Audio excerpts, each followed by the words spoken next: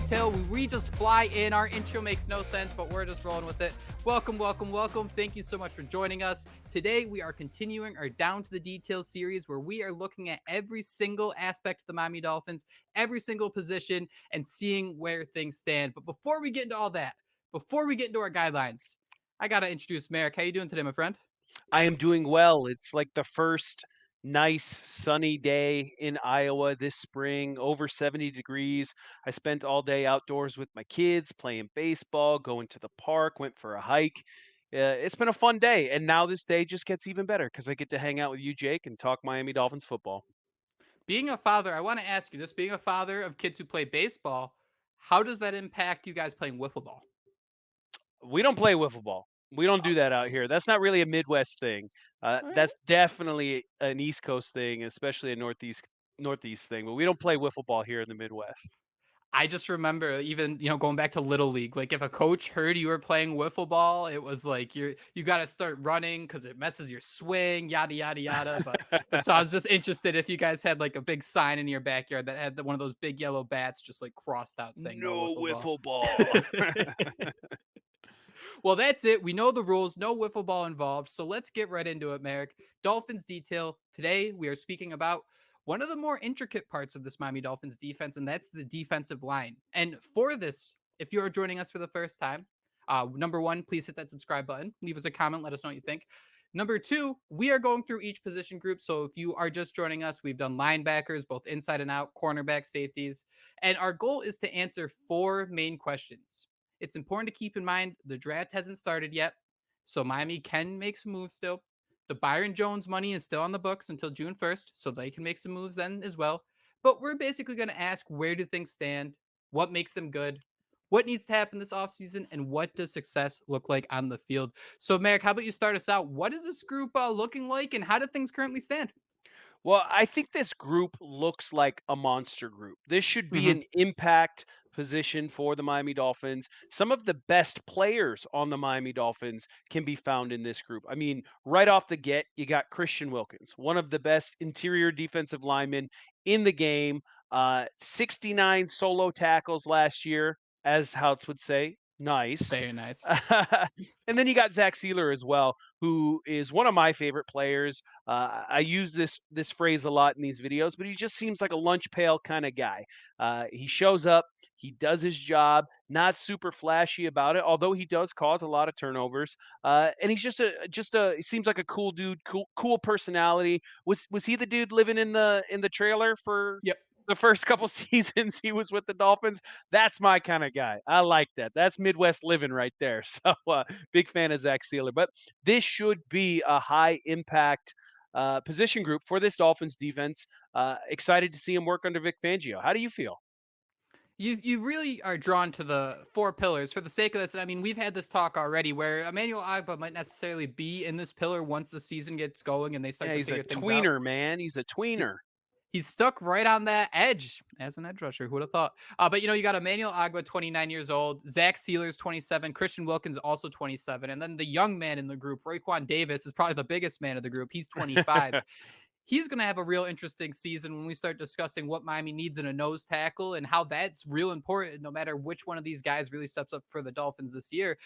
But my apologies. I'm just going to go ahead and swear here, but this group looks like a bunch of shit starters to me. This is the group that just mucks everything Yes. up.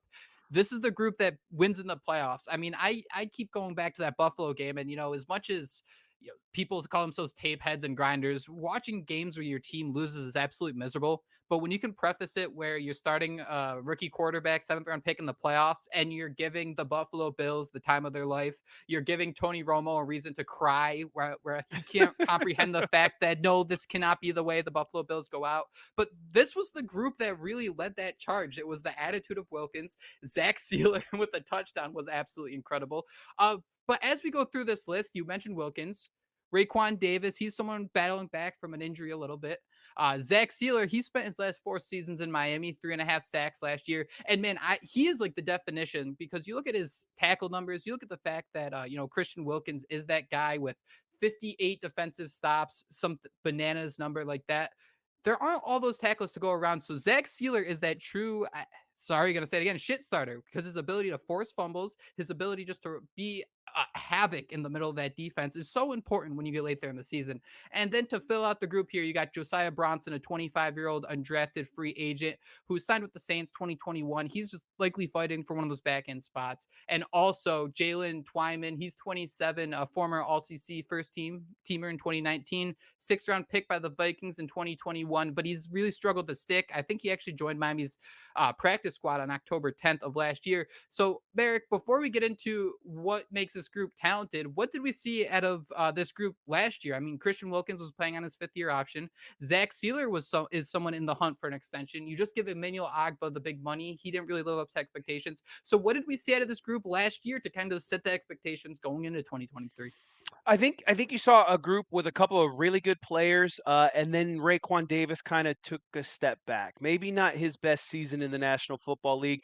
And then, if you're including Emmanuel Ogbah in this group, you saw a player who didn't play a lot. So you saw a player you didn't see.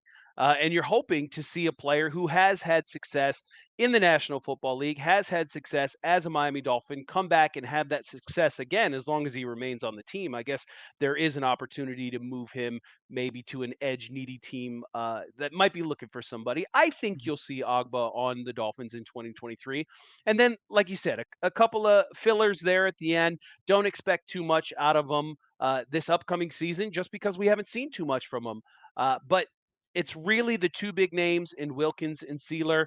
If you get some added, production from Ogba, which he's certainly capable of, then we might be cooking with gas here. And then, maybe Raekwon can come back into form in the Fangio defense, or maybe they're looking to replace him and possibly draft somebody. You've been hearing that a lot on these Twitter streets recently, is that the Dolphins may be interested in drafting a defensive tackle, despite having those two pillars, Wilkins and Sieler, but two pillars who both need new contracts. And when you're speaking about the need for additions, if the Dolphins do need additions, then what kind of edges are we ignoring? What is our short-term outlook for this team? I mean, it's so hard to ignore Christian Wilkins, 58 defensive snaps. Pro Football Focus basically says they made a tackle that resulted in a failed play. If you're stopping a run after a yard, if you're stopping a run at the line of scrimmage, sometimes you're even knocking down a pass. He had 58. That gives him 11 more than anyone else in the NFL. I think Jeffrey Simmons was actually second at 46, I want to say, maybe 47, but we'll talk to him a little bit later. Raekwon Davis, someone you mentioned as well, played 16 games. I do wonder how much that knee injury he dealt with, I think it was like August early in the season, really impacted him and his trajectory. And then you just mentioned it, man, this depth when you can kind of bring in Zach Sieler, right? 70 tackles right there, a veteran, a leader in the locker room. And Agba, I mean, technically, unless you're talking about those back end guys, he's the only one on the Miami Dolphins website, which I think is pretty interesting, listed as a defensive end, the only guy in the entire roster. And it's important to keep in mind he tore his tricep against the Browns last year, but before that, two straight 9.5 sack seasons. And then, put that on top of Bradley Chubb averaging 10 sacks, Jalen Phillips, his 10 sacks. You see a group that can really, really get to a quarterback, and in a division that has Josh Allen and maybe Aaron Rodgers, and God, I don't know who's going to start for the Patriots after they upset Mac Jones. But you need those guys up front who are going to be in everyone's face, and they're going to make you realize you cannot forget about me. I'm going to do everything I can. So, Merrick, what we see is a bunch of guys who can really break into the backfield and be disruptive. But just off the top of my head, if you have 29.5 sacks between Agba, Phillips, and Chubb, you're not going to get all that in one season. So what gives this group an edge despite everybody needing to eat? The old generic basketball saying, there's only one ball. There's only one ball carrier as well. Well, I think you got to look at Christian Wilkins again. He's the stud of the group, right? Like he Mhm. is the guy that you keep coming back to, and you keep asking yourself, why haven't the Dolphins given him an extension yet? You just saw Jeffrey Simmons, interior defensive lineman for the Tennessee Titans, get his big money contract over the weekend, averaging over $20 million a season to play defensive tackle for the Titans. Now, is Wilkins, you know, in line with that? Probably not, but I don't think he's going to be too far off when those contract numbers come in. But when you look at Wilkins, you look at the production on the field, but that doesn't tell the whole story. Christian Wilkins is a locker room leader. Everybody loves Christian Wilkins. We fans love Christian Wilkins, but his teammates love him too. He's a heart and soul of that defense. He's always the first guy on the field when the offense scores a touchdown. That's how much he loves his teammates. Is he's not even in those position groups often. Sometimes he Off, does yep. take the field as a fullback of sorts. He's caught not a touchdown, but 2-point conversion. I don't think has he caught a touchdown in his NFL career, or I are think it. these just 2-point conversions here? I think they're 2-point conversions. I think you caught me though. Caught So me. I just maybe this is the year. Maybe he finally gets into the end zone. If he hasn't already, we should have done our research on that. But I mean, big number 94. He does the Power Ranger celebration. He's just a cool dude. He's a fun guy, and he's a guy that makes you want to come to work every day. yep. We watch football as fans because it's fun for us, but these guys, it's their job. So when you have that coworker that, much like you are, Jake, that makes it fun to come into work and do your job, then it feels less like a job and more like you're just out there having a good time. And like I said, heart and soul of this defense, we got to get them under contract though. And two, you kind of let's take a little trip in the time machine. When the Dolphins drafted him, I think it was the 14th overall pick in 2019. There was a lot of discourse about the Miami Dolphins about, loser mentality, like, nothing's going to come out of this, the tanking, this is not how you build a culture, how you build a franchise. Christian Wilkins laughed at all that in the face because that team was brutally awful. They were one of the worst defenses to begin the year. They made Minka Fitzpatrick want to quit football before going to Pittsburgh. But then you see him step up and you see him just, grow, and defensive tackle, man, you can call yourself the biggest football nerd you want, but defensive tackle isn't the first position that, pops out of the page at you. You can kind of get lost in the mucky muck a little bit with them, to, quote Jack Black here. But Wilkins, your eyes instantly go to him because he's just doing incredible things play after play, his ability just to be so disruptive. But you mentioned a very interesting point, and I don't want to sound like a hater here. It's more of just a conversation, but you said it. He's the heart, the soul, and we watch this as fans to have fun. When you're not watching this to have fun, and when you're not having to watch it just as fun, but more as a business, where do those conversations with Christian Wilkins contract extension begin? You mentioned the big payday Jeffrey Simmons got. The Dolphins have already handed out a bunch of big paydays. Where is that line where Christian Wilkins is absolutely needed for this team, or we are paying these other guys where hopefully there's, some guy can come in. He won't do nearly as good as Christian Wilkins at that defensive line, but maybe everyone else is so good. You just need them, simply put, to not suck. Well, I think it's one of those things where you hate to see homegrown players leave. He Yep. was drafted by the Miami Dolphins. He became a star while playing for the Miami Dolphins. And to let somebody like that walk in free agency, that sets a bad precedent for your team. And other players look at that. Other players who may be interested free agents see that and they go, man, you couldn't get it worked out with somebody like Christian Wilkins, somebody so young and so good. So I think they really do need to get this deal done. Um, I saw it in the rundown that you put together, and thank you for always doing those, Jake. We'll give you some Gotcha. public praise here. Uh, Spotrac has him at like a 4-year, $61 million deal. So it seems so low on the bar when I saw that. It kind of Yeah, shocked me.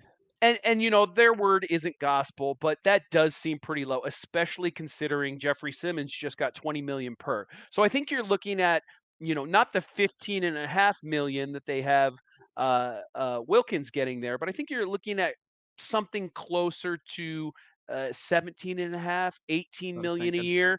And I think if the Dolphins can get him to that and you guarantee 2, 3 of those years, I think you can get the deal done. But you're right, it's going to be expensive and you're going to have to pinch pennies elsewhere. But the Dolphins are in win now mode. And by doing the extension now, you'll actually save yourself a little bit of cap this year, which frees up some money to maybe spend on some depth, maybe spend on an extra safety, maybe spend on an extra inside linebacker, which we talked about depth being an issue there as well. Um, I think you need to get the deal done.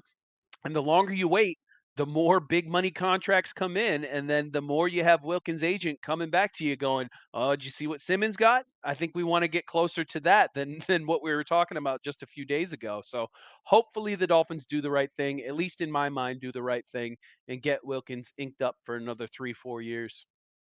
We do this show year round, or our goal is to do it year round, but the football season is only 4 months, and that opens up a lot of room just to kind of discuss, right? And last year, well, this year everyone was panicking about Tua's fifth year option.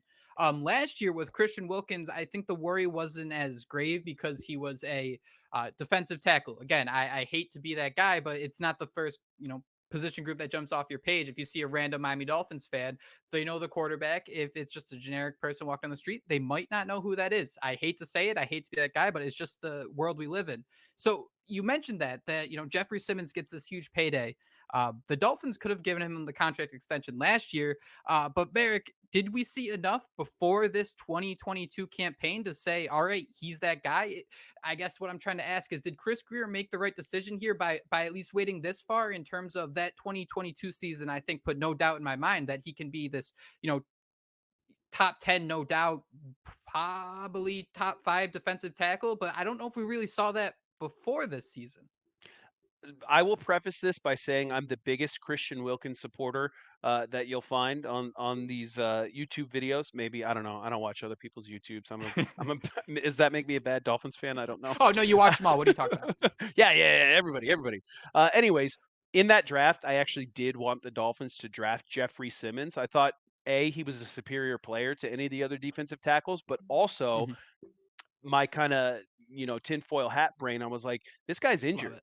He's an injured player, and we are tanking, right? We're tanking for a certain quarterback that we did end up drafting without needing to lose all the games that we were predicted to lose. But I thought, hey, draft the guy with the torn ACL. That's the perfect way to tank because he's supposed to be really good. So when he Yep. heals up, he'll help your team. But also, he's really good, but he's not going to play in the year that you're trying to lose games. So I actually Exactly. really wanted them to draft Jeffrey Simmons, and he went, I think, 5 picks later to the Titans. But with that being said, I love Christian Wilkins. I'm so happy with what he's become, and that's kind of my point. Is he's an ascending player. Every year in the league, he got just a little bit better. So you give him that deal now, knowing that he is going to continue to get better as he progresses along and gets older, and kind of becomes that veteran leader, that veteran presence that this defense wants and needs, especially after some of these other defenders age out, like Xavier Howard. He's north of 30 at this point. If not, he will be shortly. So he's going to leave, and then you're going to be looking at the longest tenured guys on the team. Jerome Baker, Christian Wilkins is one of those guys. So I Mhm. think you got to get the deal done. I'm firmly in the camp of this should have been done a while ago. I would have done it during the season to try to save a few pennies there. But I really want them to re-sign Wilkins, and I'm waiting for it. I expect it any day now. We're going to get this news. Would you say any day? Because I mean, I to go back of that, 365-day news cycle, this is something I really haven't panicked about. I didn't panic about 2 years, Tua's fifth year option.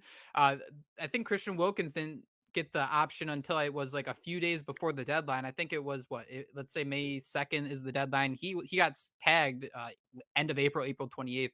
I mean, this seems like the Byron Jones money. I mean, I don't want to say things are super obvious in the NFL, and I know sometimes we look at things like how aren't you doing X, Y, or Z, but that money seems strictly dedicated to Christian Wilkins at that point. That roughly 13 mil. Hopefully, I think there's a way you can finagle his contract to be cheaper this year, and if you can still use that money, I think that kind of seems like the move they're gonna do. But it's gonna be tough. The Dolphins are at that point where we can say the salary cap's a myth or anything, but just every night before you go to bed, make sure you whisper, "Thank you, Stephen Ross, for paying all those extra bonuses to make sure all this is possible." You know what I mean? Oh yeah, absolutely. That's one thing Ross doesn't mess up is writing those checks. You say we need it, he gonna write it. To build on that, though, I mean, we look at this group, right? And the Dolphins are switching to a 3-4 defensive front, and it's going to be real interesting to see how they line these guys up. But I got to ask you, is there any other offseason priorities outside of signing Christian Wilkins? You got Josiah Brunson, Jalen Twyman on the back end there. Who was there last year? Big John Johnson? I just put big in front of everyone's name. It always works. But, oh, It does man. work. Especially for these linemen. But do you see that, you got Ogbah, Davis, Sieler, Wilkins. Those are your four. 3 of those guys are probably starting. Obviously, all 4 are rotating in. Do you need another solidified depth, some consistency, some reliability, or is it a position where they have enough where it can be these developmental guys they have the traits, the instincts, and you're just kind of hoping they continue that trajectory? I'm not comfortable with the depth in this group. I mean, these are big dudes. These are big guys playing in that hot South Florida sun. They got a little extra padding in the midsection. They can't play 100% of the snaps. It's just impossible. They'll Wilkins was up there though. Both him and Sieler were insane, like 90 something. It was yeah, bananas. just, That's how good they again, are. write the contracts. Get these guys their paper, man. I want them on the team. But no, I want depth, and I want the Dolphins to follow the Eagles' blueprint. Last year, when their defense was already looking ridiculously good, they went out there and they signed a couple of extra defensive linemen for those rotations. One of them being old former Dolphin Ndamukong Suh, and I would actually just really love if they brought back Ndamukong Suh. I want a reason to wear his jersey that I got hanging in my closet. I know he got a bad rap for being a big money contract that and again, defensive tackle didn't put up these huge numbers. It's not really a position where you're going to put up huge numbers. It's Right. most of what they do doesn't show up on the stat sheet. So I was a big Ndamukong Suh fan. I would love to see him come back on a cheap money deal this time. And again, follow that Eagles blueprint. Go out there, get some veterans that want to chase a ring, want to play in a Vic Fangio defense, and sign him. I'm not comfortable with the depth, and I think it's something that the Dolphins will need to address either after extending Wilkins and freeing up some of that cap space, or like you said, after June 1st, when you get the Byron Jones money, you got a little bit to work with there. So I fully expect them to do that. If they don't, draft a defensive tackle, like we already talked about, is a possibility. And this is where it gets real interesting for me because I really love the team building. I love the little intricacies of trading a guy a year early, even though it might hurt some feelings. And a big part of all that is the comp picks, the comp pick formula, and how that works. The Dolphins, I mean, please cut me off if I'm wrong. They haven't really signed any massively big deals in terms of free agency so far. Obviously, you trade for Jalen Ramsey, but I mean, off the top of your head, you can't think of a big money contract they've given out too far, right? No, but unfortunately, their guys aren't getting signed to big money contracts either, and that's kind of how the comp pick formula Yeah. works. I think everyone was kind of banking on Mike Gesicki signing a deal worth north of 10 million per, and then he got that, what was it, $4.5 million deal with the Patriots that can be worth up to 8 million if he hits all the incentives, which he might. I mean, he's a good pass catching tight end, and they don't really have a lot of playmakers up there in New England, which I'm just shedding so many tears for those Patriots fans. What a shame. But yeah, so I don't think they've really set themselves up to get any sort of compensatory draft pick. So what else is new? I can't remember the last time they even got one of those picks. I wouldn't hate. I mean, with a Landon Roberts and maybe Thomas Morstead, you get like a fifth. I don't something real minor, but I think the Dolphins are kind of reaching that point where those minor pieces are going to become very important now that Yeah. Yeah. you don't have the 7 first round picks. You've spent your big contracts and you're interested to see what they can do. But basically, the only reason I'm saying that is because after the draft, the formula goes away and you can sign guys freely. Yeah. So that's what I'm really interested to see because Chris Greer has been around this team for so long. The Dolphins are in such a tight spot in terms of money. What can he do? What are you going to do, Chris Greer, to fill out this roster? Because it's going to be a very tight window of a swing, and you got to make contact. You don't have to hit home runs. But when you mention guys like Ndamukong Suh, it's going to be real interesting and fun because last year I loved the Trey Flowers signing. They signed a cornerback out of Washington who instantly got hurt before the season, and his name's escaping me. Eric Fisher. Mackenzie Alexander, was that? Yeah, boom. uh, Look at you. yeah, he originally drafted by the Vikings, I feel. I think you're yeah, no, I think you're right. I was like But jazzed on that signing. I was like, oh me yeah, too. there's that depth we need, and then poof, he gone. And it seems like Chris Greer has the vision in place. I mean, it's one thing when you're, plucking undrafted free agents like, hey, this guy's an acorn, he might be good. It's another thing when they've been in the league a couple years and you can identify the traits they have that can make them come in and be a piece that fits. And despite those bad luck injuries that they had with those guys, I think this is one position where we might see the Dolphins sign someone where we're kind of sitting there like, whoa, well, this guy he was signed in August, in July, and all of a sudden he has this huge impact. Merrick, I'm going to put you on the spot real quick. The Patriots a couple of years ago, they signed a defensive end, and he came in and he had like 17 sacks. I think he was on the Rams. Sheed, Jamal Sheed is a random name I'm throwing out Shear, there. Jamal Shear, Something like that. But yeah, something.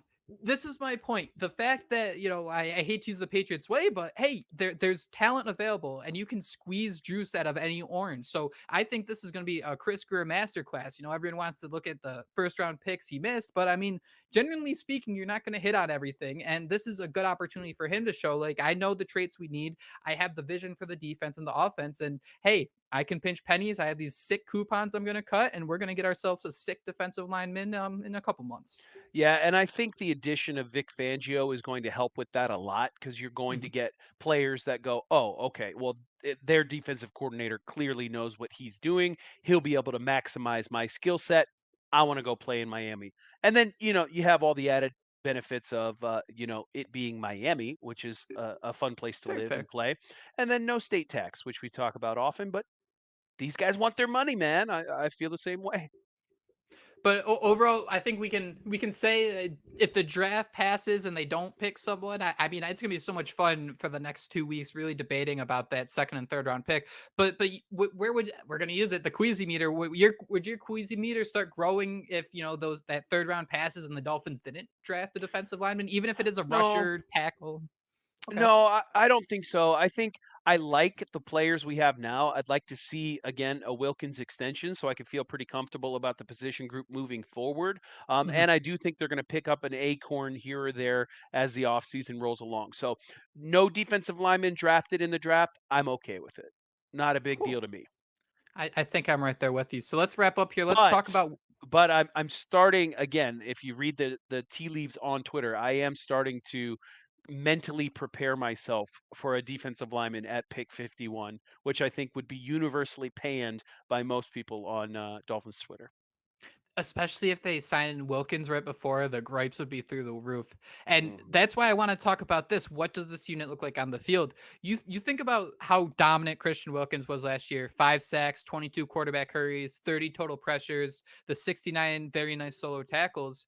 And man, a lot of that has to do with how much the Dolphins blitzed, right? They're always putting a hat on a hat to isolate and create this one-on-one pressure situations in the trenches. So I got to ask you, what does this unit look like on the field? Because I can tell you right now, I don't think Christian Wilkins comes anywhere near those numbers. I think fans are going to get upset about it. And I think they're going to be in the wrong because I think his role is also going to change, switching into a 3-4 defense where he's no longer, hey, go make a play, more, hey, maintain the defense or help control the offense.